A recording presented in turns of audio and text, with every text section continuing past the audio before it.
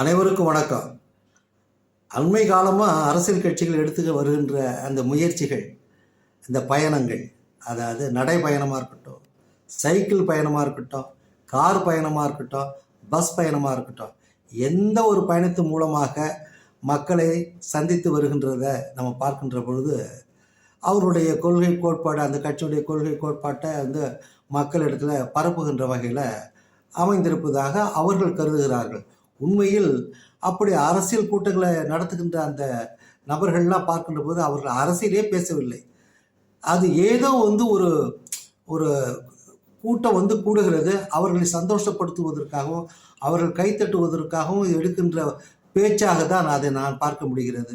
தவிர அது ஒரு நல்ல ஒரு அரசியல் பேச்சு அதில் இருப்பதாக எனக்கு தெரியவில்லை. அது எந்த கட்சியாக இருந்தாலும் இவர் அவரை சாடுகிறது, இவர் அவரை சாடுவது, இது சாடுகின்ற வேலைகள் தான் அந்த அரசியல் கட்சியில் ஈடுபடுகிறது. தவிர அந்த கொள்கை கோட்பாட்டிலேருந்து அவர்கள் சிறப்பாக செய்கிறார்களா என்றால் அது ஒரு கேள்விக்குறியாகிறதா இருக்கிறது.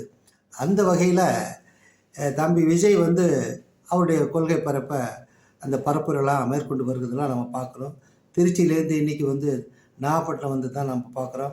அங்கே கூடுகின்ற கூட்டம், இளைஞர்களுடைய கூட்டம், அந்த இளைஞர்களுடைய கூட்டம்லாம் பார்க்கும்போது ஒரு உதாசீனப்படுத்தக்கூடிய வகையில் அது இல்லை.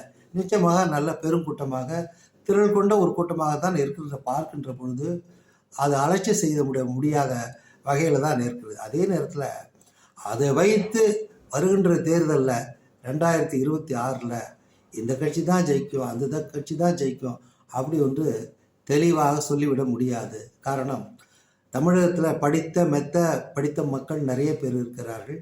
அவர்கள் சிந்தித்து தான் வாக்கு செலுத்துவார்கள். அதை சிந்திப்பதற்கு இன்னும் கால அவகாசம் இருக்கிறது. காரணம், இன்னும் ஒரு 7-8 மாதம் இருக்கிறது அந்த கால அவகாசம். எனவே இப்போ நடைபெறுகின்ற இந்த கூட்டத்தை வைத்து, அந்த மக்களுடைய அந்த பிள்ளைகளுடைய கூட்டத்தெல்லாம் வைத்து எந்த கட்சியும் இந்த கட்சி தான் ஆட்சிக்கு வந்துடும் அப்படிங்கிறதெல்லாம் கணக்கிடுவது சரியான ஒரு கணக்காக எனக்கு தெரியவில்லை. நீங்களும் கொஞ்சம் யோசனை பண்ணி பாருங்கள். நன்றி, வணக்கம்.